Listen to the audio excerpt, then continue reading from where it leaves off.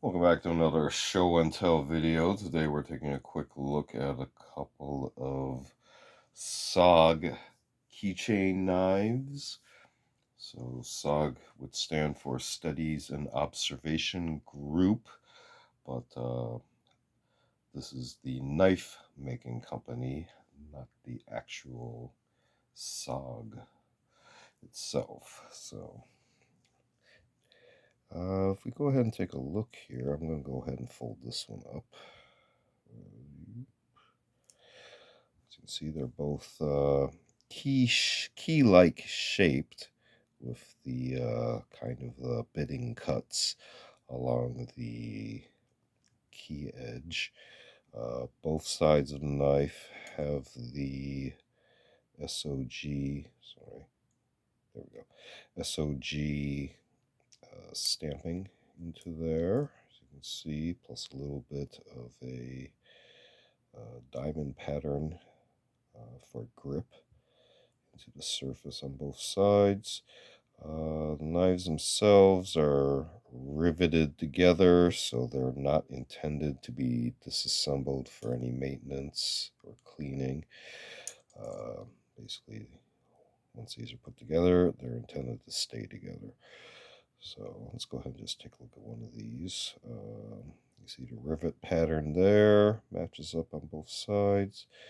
A little bit of a fingernail groove.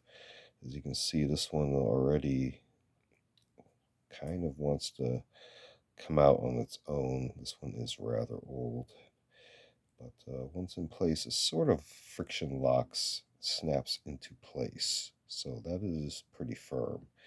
And if you're cutting this way, it would be against the physical lock right there, the physical block per se. The blade itself, rough ground on both sides, as you can see. Round drop point. Pretty basic profile blade, nothing fancy there. And the material, you can also see, let's see if I can get that to focus. You can sort of see that there's a very fine vertical groove pattern from the original grind in manufacture. So let's see if we can get that to show up, but this camera doesn't want to cooperate. Kind of, you can see right there. Hairline, grind marks from manufacturer. There we go. There as well. So the other knife is similar. Nothing fancy there. Feel free to research on SOG, both the organization and then the knife making company, which kind of took the name. They have a large variety of knives at SOG Knives, not just these little keychain knives. You can see size-wise is not very big. It's definitely regular key sized. So, not much else I can say about this. Just a couple examples of keychain knives, pretty much utilitarian purposes, for quickly cutting a little string, tape, if you need to maybe, cut a piece of bread maybe for lunch or something. It's better than nothing, but it's not much. So you can see also on the back is maybe about an 1/8 inch thick. So it has a little flex, but not a lot considering the size of it. So as long as you know how to rough handle it, I don't expect to snap these blades off. So this one actually is newer and doesn't want to close this one. Okay.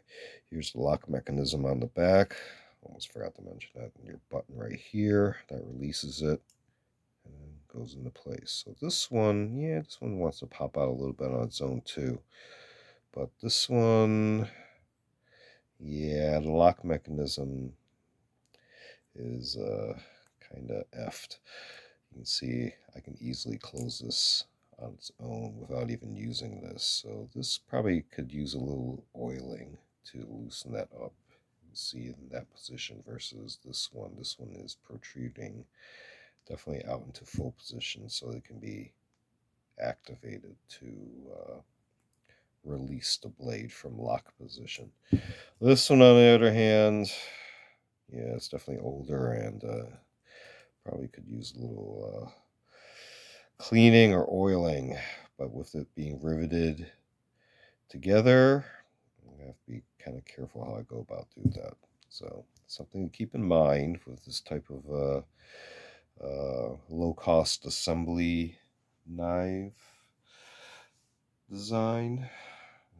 So, quick look at SOG Studies Observation Group Knife Company Keychain Knives. Feel free to check out other show and tell videos on the channel on vintage milsurp tools and expanded topics. We also do unboxing videos as well as a series of book review and media reviews, and also a series called Curios for the Curious, videos on more artsy type objects. Feel free to check all those out. Feel free to like and subscribe. Thanks for watching. See you next time.